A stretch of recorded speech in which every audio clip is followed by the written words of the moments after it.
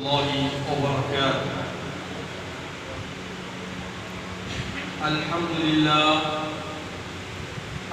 لله رب العالمين، والصلاة والسلام على سيد الأنبياء والمرسلين وعلى آله الطيبين الطاهرين وأصحابه الأكرمين الأفضلين ومن أحبهم واتبعهم بإحسان إلى يوم الدين.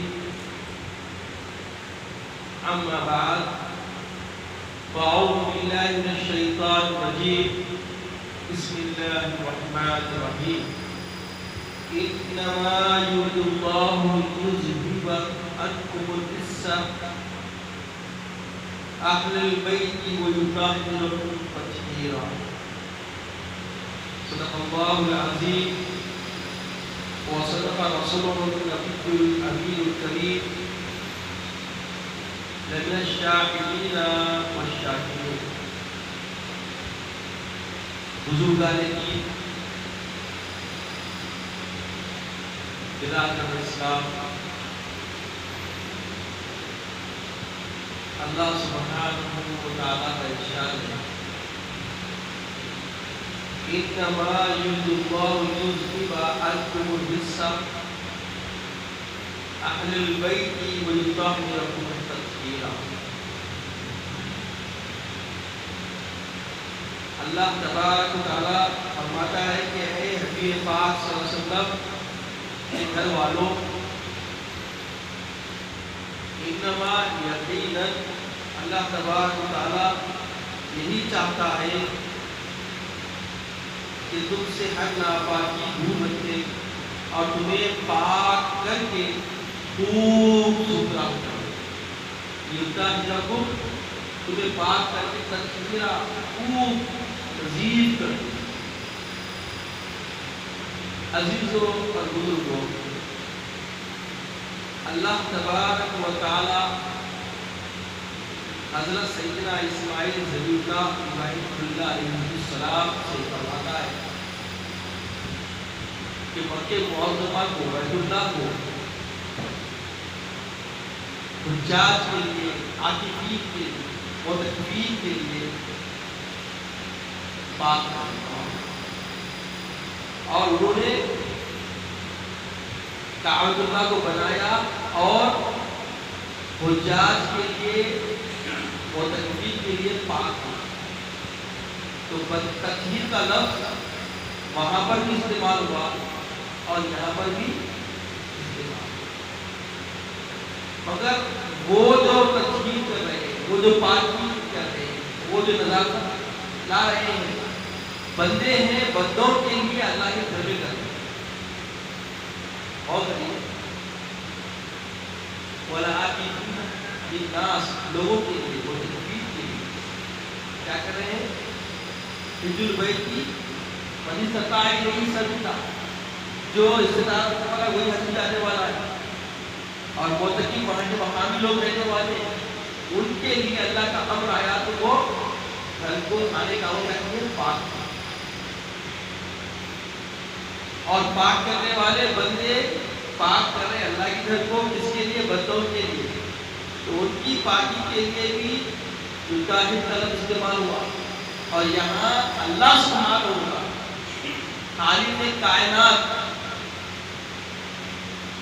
جو آدم کا بھی خالق ہے، ابراہیم کا بھی خالق ہے، ذبیح اللہ کا بھی خالق ہے، قیامت تک کے ساری کائنات کو تغذیہ دینے والا خالق فرما رہا ہے کہ میں چاہتا ہوں کہ میں اپنے حبیب پاک کی اہل بیت کیا کروں؟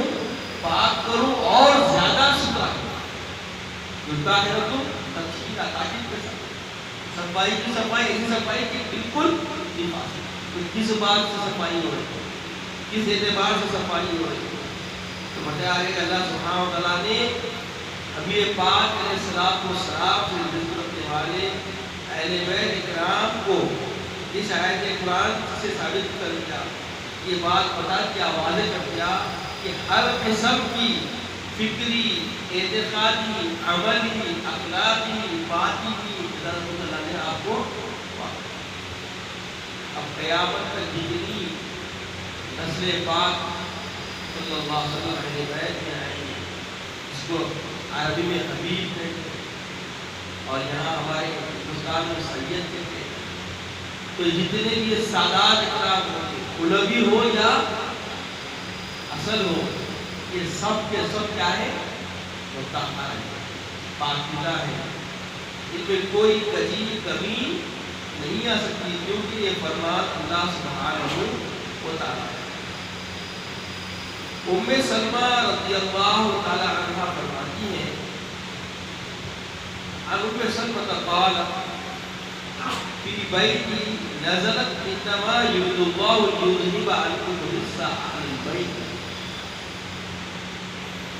قالت فارسل رسول اللہ صلی اللہ تعالی علیہ وسلم الى فاطمہ وعلی والحسن والحسین فقال هؤلاء أهل البيت. قالت قلت يا رسول الله أما أنا من أهل البيت؟ قال فلا إن شاء الله. اس آیت کریمہ کے شاعر نزول کے بارے میں ام سلمہ سے روایت فرماتی ہے کہ ایک مرتبہ اللہ کے رسول صلی اللہ علیہ وسلم بیوی فاطمہ سیدنا علی مرتضیٰ، امام حسن مجتبیٰ، حسین مجتبیٰ، ان سب کو لے کے فرمایا کہ اللہ یہ میرے اہل بیت ہے. حضور نے فرمایا کہ میرے اہل بیت ہے. تو ام المومنین حضرت ام سلمہ رضی اللہ تعالیٰ عنہ نے عرض کیا یا رسول اللہ کیا میں اہل بیت نہیں ہوں؟ سرکار نے فرمایا کیوں نہیں، تم بھی انشاءاللہ اہل بیت. اس لیے قرآن کریم میں اہل بیت کا ذکر آیا اور آخر صورت کثرت سے جو ذکر فرمایا اس میں امہات المومنین بھی شامل. قرآن اس بات کی ہمیں رہنمائی کر رہا ہے، رہبری کر رہا ہے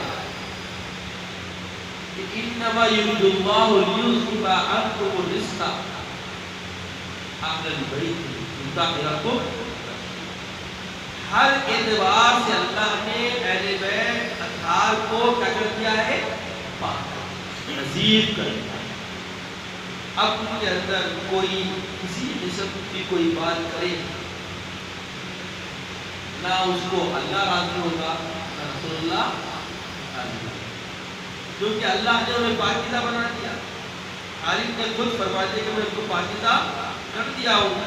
اب اس میں کوئی شک و شبہات کی گنجائش باقی نہیں.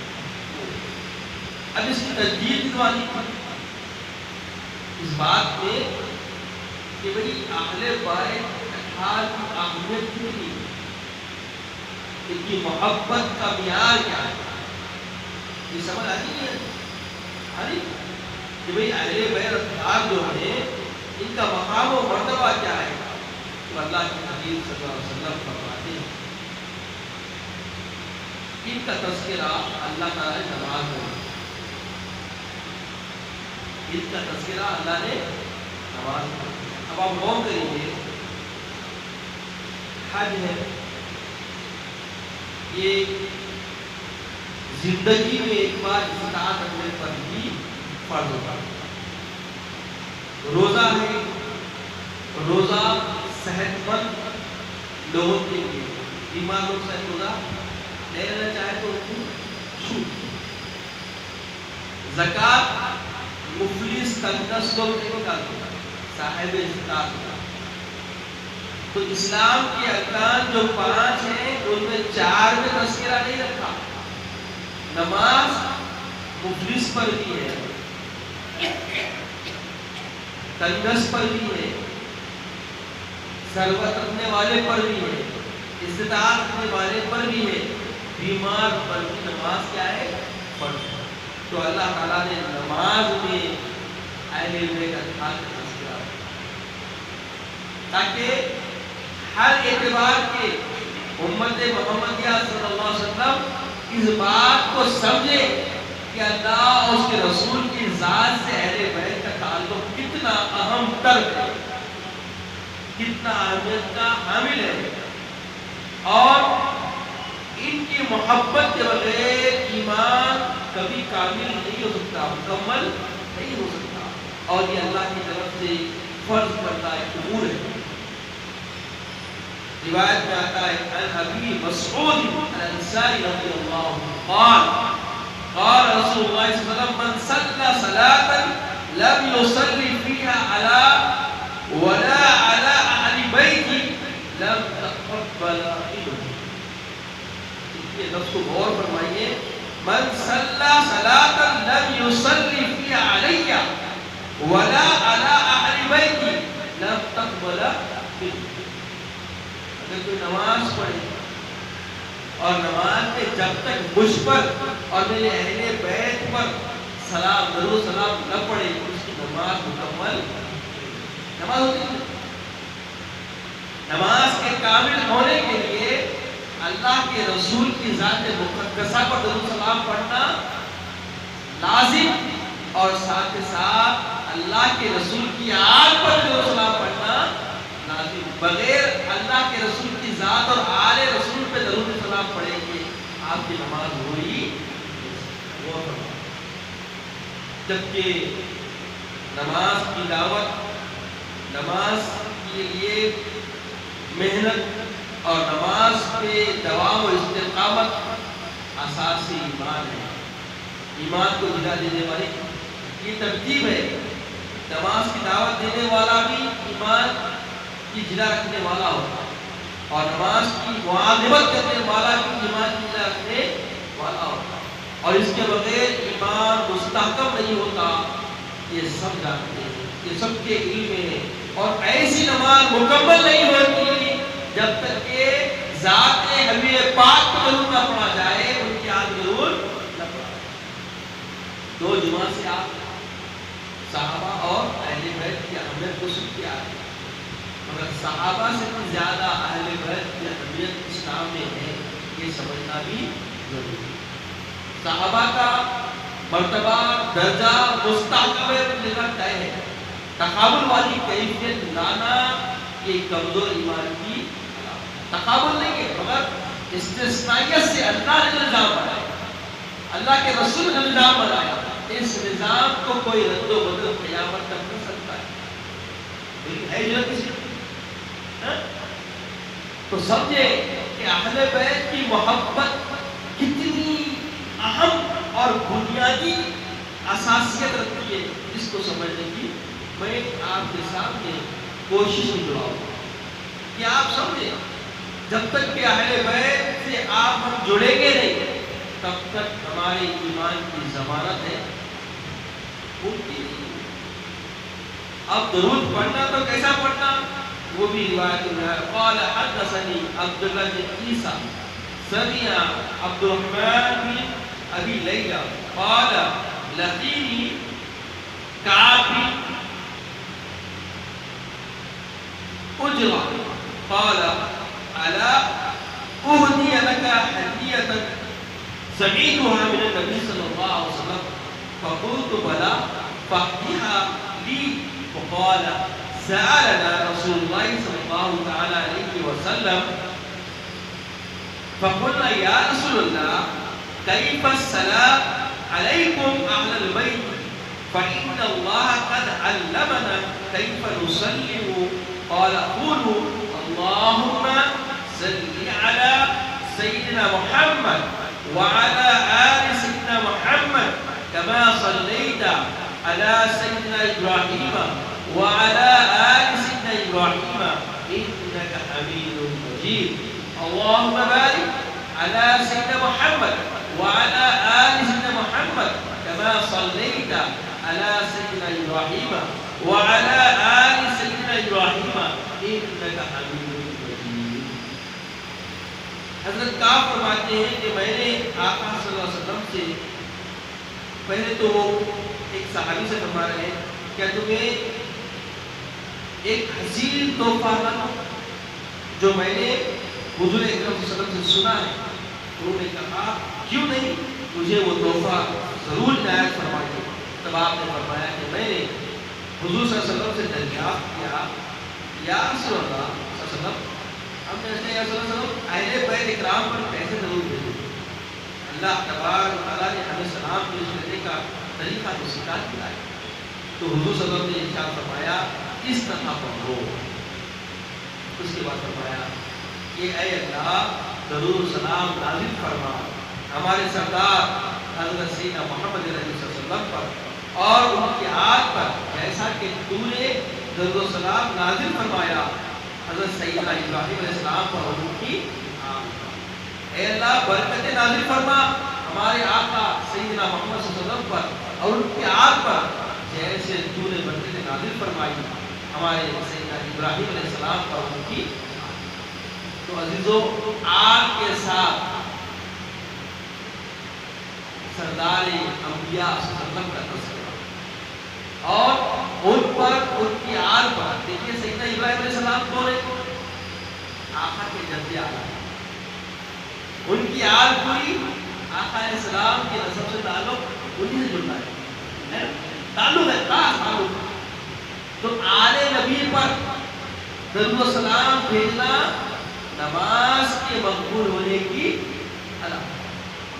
اور اگر آپ درود و سلام نہ بھیجیں گے نماز ہوگی نماز ہو ہی نہیں سکتی. خود آقا نے فرمایا اس شخص کی نماز ہی نہیں ہوتی من لا یصلی علیہ ولا یصلی علی اہل بیت. جب تک کہ تم مجھ پر درود و سلام نہ پڑھو اور میرے اہل بیت درود و سلام نہ پڑھو تمہاری نماز قبول ہوتی ہے. بارگاہ رب العزت میں شرف قبولیت نماز کے لیے اہل بیت اطہار پر درود و سلام پڑھنا بنیادی اساسی امر ہے.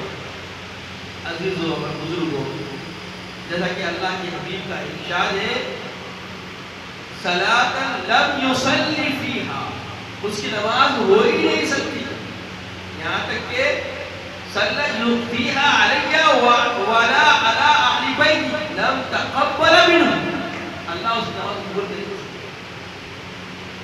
سب دیکھیے وارننگ سمجھیے تنبیہ سمجھیے جو سمجھتے سمجھیے الفاظ واضح جس کے دم تو بلا پھر اس کی نماز قبول ہو ہی نہیں سکتی. کیا ہم چاہتے ہیں کہ نماز کے لیے اتنی محنت کریں خودو لگائیں اس کے بعد ہماری نماز بارگاہ میں قبول نہ ہو؟ اب جو ایسا چاہتے ہیں ضرورت تو پڑھو. اب ضرورت پڑھیں گے تو نماز کامل ہوگی. اب آپ غور کریں بار بار نماز میں تذکرہ کیوں رکھا گیا؟ 5 وقت کی نماز اللہ کی طرف سے فرض پھر سنت و نوافل. تو ہر نفل میں ہر سنت میں آپ کو ضرور بولیے پڑھنا ہی تاکہ آپ کو تجدید ہوتی رہے سمجھ میں آتا رہے کہ اتنا تذکرہ اتنا ذکر جو اللہ نے رکھا ہے صرف کس کے لیے؟ ہمیں ایمان سے جوڑنے کے لیے ایمان میں مضبوط کرنے کے لیے اور اپنے ایمان کی بقا ہم چاہتے ہیں ایمان میں استحکام چاہتے ہیں تو ہمیں کثرت سے درود پڑھنا ہی پڑے. نماز اس کے لیے ہوتی ہے. تو اب بات سمجھیں غور کریں جن کا تذکرہ اللہ نے اپنے سے اپنے حبیب سے جوڑ دیا اور حبیب سے توسل میں ان کو لگا دیا تو یہ کیا کوئی معمولی اشخاص ہوں گے؟ یہ کیا معمولی لوگ ہوں گے؟ قیامت تک اہل بیت اطہار کے مقام و مرتبے میں کوئی کبھی نہیں آ سکتا. چاہے ان سے کتنی عداوت کی جائے چاہے ان سے جتنا چاہے آپ دشمنی کر لیں عداوت کر لیں بغض رکھ لیں کچھ بھی کر لیں سوائے تمہاری اپنی ہلاکت کے کوئی دوسرا معاملہ ہونے والا نہیں. کیوں؟ ان کے اکرام ان کی تعظیم ان کا احترام اللہ کے امر سے ثابت ہے رسول کی حمایت سے ثابت ہے اور تمہارے لیے ضمانت اسی میں ہے کہ تم ان کا احترام کرو گے ان کا اکرام کرو گے ان کی محبت میں رہو گے تو تم خدا کے بھی محبوب ہو جاؤ گے رسول کے بھی محبوب ہو جاؤ گے. اب تمہارے ہاتھ ہے کہ تم کس کے محبوب ہونا چاہتے ہیں. اگر تم کجی میں پڑھ کے ناجائز انداز میں غلط فہمیوں میں کجی لا کر اپنے نظریات سے اپنی شہوانی کیفیتوں میں پڑھ کر اگر کچھ زبان سے کہتے ہو تو گرفت صرف تمہاری ہونے والی ہے تمہارے ساتھ تمہاری نسل کی ہونے والی ہے اور تمہارے متبعین کی ہونے والی ہے. اگر چاہتے ہیں نجات تو اپنے آپ کو سنبھالو اپنی نسلوں کو سنبھالو اپنے متعلقین کو سنبھالو اور اپنے احباء اکرام کو سنوارو کہ اسی وقت سنبھلیں گے جب خود کو سنبھلیں.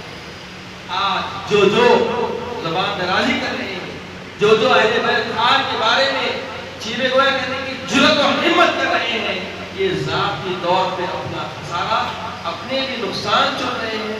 اللہ یہ توفیق عطا فرمائے. اللہ تعالیٰ سے دعا ہے کہ یا الہ العالمین ہمیں نیک ہدایت عطا فرما، نیک توفیق عطا فرما. مولا ہمیں تیرے حبیب پاک کا سچا پیروکار بنا، سچا وفادار محمد صلی اللہ علیہ وسلم کا امتی بنا. مولا ہمیں عزت کی اسلام کی زندگی عطا فرما، ہمیں مولا عزت کی اسلام کی زندگی عطا فرما.